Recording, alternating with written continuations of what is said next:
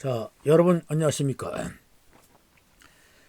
2021년도 2학기 1주차 문화복지론 소개 자료입니다.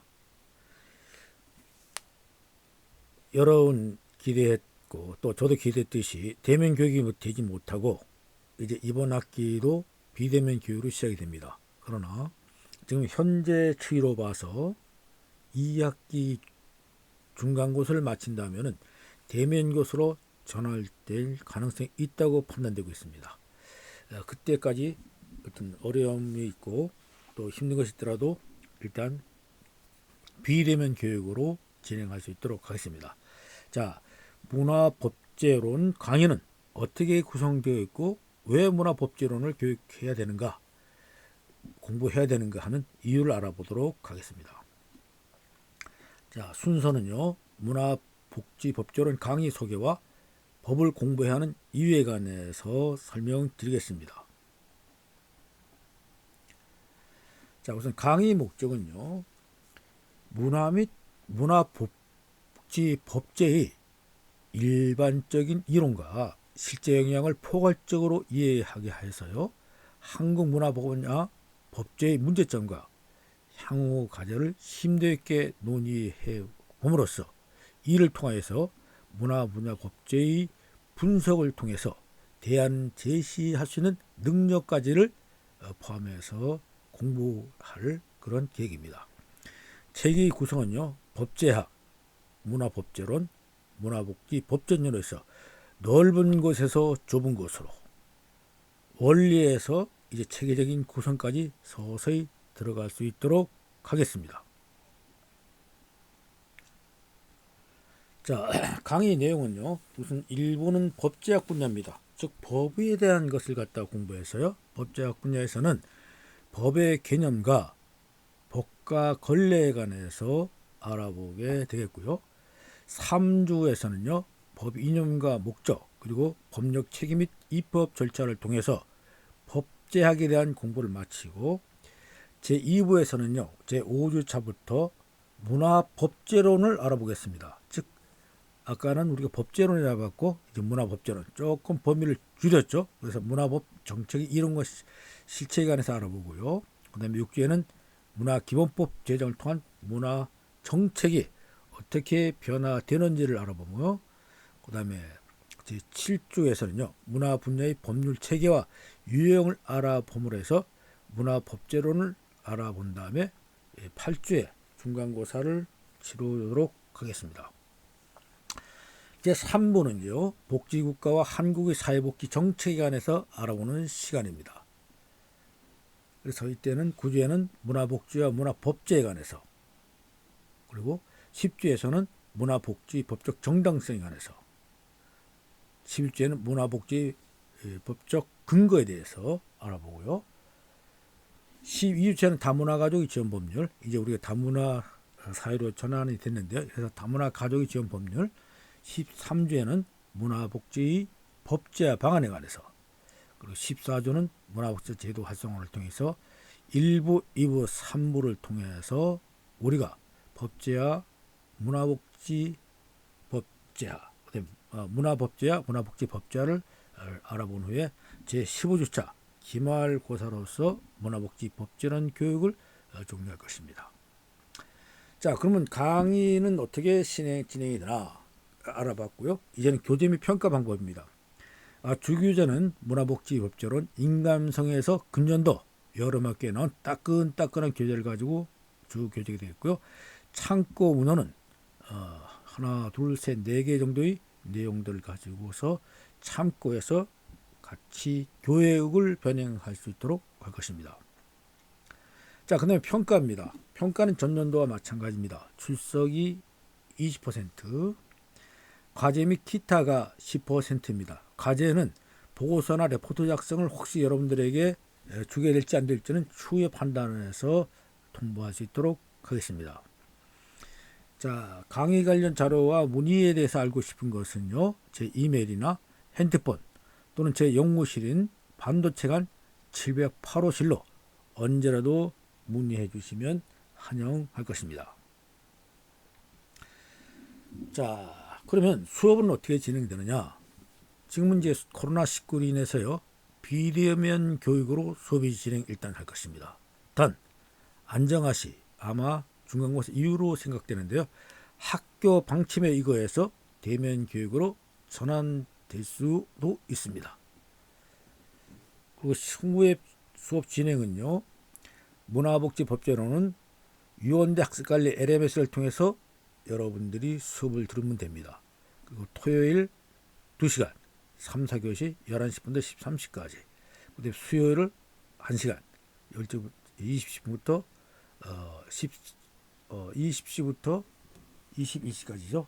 그래서 출석 확인은 수업시간 강의성으로 자동 출석이 되는 것을 여러분들이 기억해 두시기 바랍니다. 자, 평가 방법입니다. 평가 방법은요, 중간 및 기말고사는 여러분들에게 정식으로 볼 것이고, 필요시 가제물 제출은 제가 추후 검토하겠다고 말씀드렸습니다. 시험은요, 비대면 또는 학교 방침에 의거 대면으로 진행합니다. 출제 방식은 소조 논술 한 문제로서 A4지 2매 분량이 되겠고요. 제출 방법은 1학기와 동일하게 이메일로 답안지를 제출하시면 됩니다.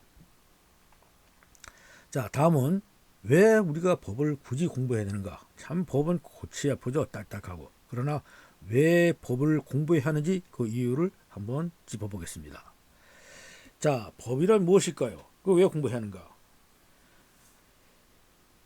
자, 법학을 공부해서 가슴속에 대색했던 질문 있죠. 왜 이렇게 어려운 거 머리 아프고 찌근찌근하게 골치가 아픈 법을 공부하는가 하는 것입니다. 이 질문 자체는 이렇게 해석할 수 있을 것입니다.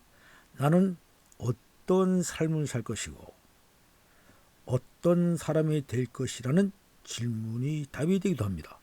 이렇듯 법은 우리 삶 속에 깊숙이 들어와서 함께하고 있는 것입니다. 법 없이 살 수 없다고 그러잖아요. 그래서 법은요, 우리가 고민하는 인간으로서의 삶의 실현축입니다.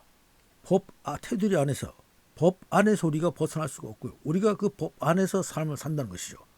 그리고 법을 통해 내 자신이 갖고 있는 법에 대한 지식과 믿음을 확인하고요, 이 사회에 참여하거나 또는 잘못되거나 부조리 된 것에 대해서는 이러한 모순들에서는 정할 수 있게 해주는 것이 법이 있기 때문에 가는 것입니다. 인간은요, 누구나 그 얼굴만큼 생각이 다르고 세상을 바라보는 눈도 각각 다르지만요, 삶에 대한 목적 의식과 세상을 할 문제 의식은 충분히 함께 공감하는 것이 많습니다. 어떻게 살 것인가? 왜 공부하는가? 이 두 가지 질문이 서로에게 질문과 대답되는 인생이라고 한다면요, 참 멋지지 않겠습니까? 이것이 바로 여러분들이 대학교에 들어온 이유가 될 것이고요. 이것을 여러분들이 해결함으로써 바로 지성인이 문턱에 들어서는 겁니다. 이게 참 중요하죠. 자, 다음엔 법을 공부하면 머리가 좋아진답니다. 왜냐면요, 이 법이라고 하는 것은 다수의 많은 사람들이 공통된 의견을 모아서요, 지켜야 할 규칙을 제정한 일종의 사회적인 약속입니다. 그래서 법이 표방하는 내용은요, 사회주의론과 일치합니다. 한두 사람을 갖다가 대상으로 한 것이 아니라 전체 국민을 대상으로 하기 때문에 주로 여론과 일치하지 않으면 안 되게 되겠죠.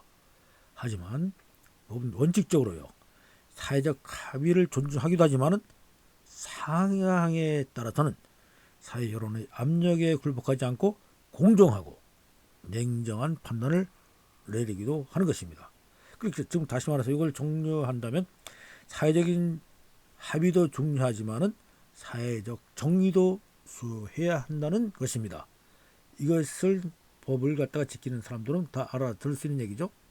그래서 예를 들어서요, 평생을 국가와 민족을 위해서 살아온 기업인이 불법적 행동에 대해서 벌을 줘야 한다는 사회적 의견과 법의 뜻은 일치하지만은 그 기업인에게 어떠한 처벌을 얼마나 내릴지는 사회적 생각과 다를 수 있습니다. 요즘 그랬었죠. 이게 바로 오늘 바로 우리가 직시하고 있는 현실 문제였습니다. 사안에 따라서는 죄질이 더 무거울 수도 또는 가벼울 수도 있기 때문입니다. 그러하기 때문에 법을 공부함으로써요, 사회의 생각뿐 아니라 법이 고민한 판단 끝까지 파악할 수 있게 되는 것입니다. 즉 사물을 깨뜨려 볼 수 있는 힘이 생긴다는 것이죠. 그러니까 머리가 좋아질 수밖에요. 이외에도 보면 수많은 관점을 다양하게 접근하게 되는 것입니다. 법은 사람들 간의 분쟁을 조정하는 능력이 있습니다. 사람들의 감정이라든가 사람들의 이해 때문에 분쟁이 발생했을 때 법은 최종 결정으로서 조정을 해주는 능력이 있죠. 살다 보니 별일 다 일어난다는 말을 들어본 적이 있나요? 어떤 분쟁이 일어나더라도요, 법이 해결할 수 있게 법은 엄청난 포괄적 조정 능력을 보여줍니다. 만약 법이었던 이 세상은 매일같이 각 개인 간의, 집단 간의, 지역 간의, 나라 간의 갈등과 전투나 싸움만 있었을 것입니다. 때문에 법을 공부하는 사람들은 무수한 형태의 인간관계를 직접 경험하지 않고서도요, 간접적으로 실감나게 경험할 수 있게 되는 것입니다. 즉 간접 효과를 많이 올 수 있다는 뜻이죠. 살면서 부동산 거래를 얼마나 해봤을까요?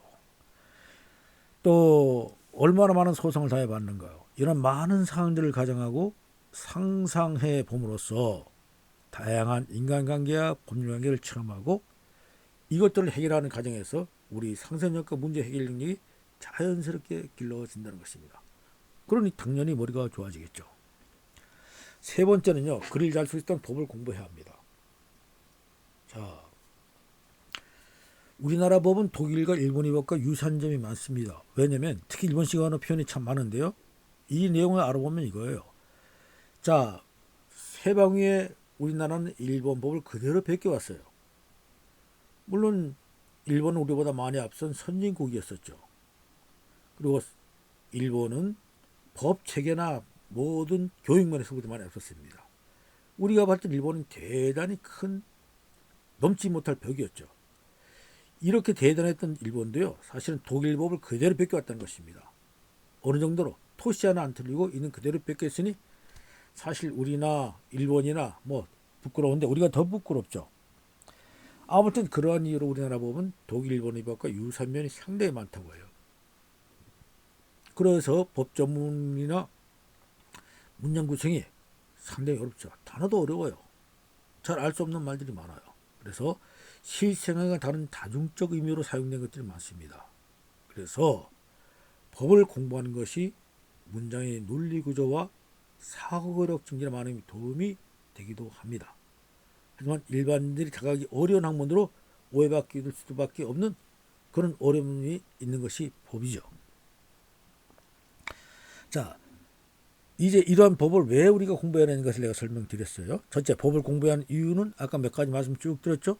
두 번째는 법을 머리가 좋아진다고 했죠. 세 번째, 글을 잘 수 있다면 법을 공부하라고 제가 말씀드렸습니다. 이래서 우리는 법을 갖다가 공부해야 되는 것입니다. 자, 이로써 우리가 문화, 복지, 법제론 공부를 왜 하는지, 또 어떠한 강의 형태를 띠고 하는지, 평가는 어떻게 하는지 모든 것을 설명드렸습니다. 자, 수고 많으셨습니다. 감사합니다.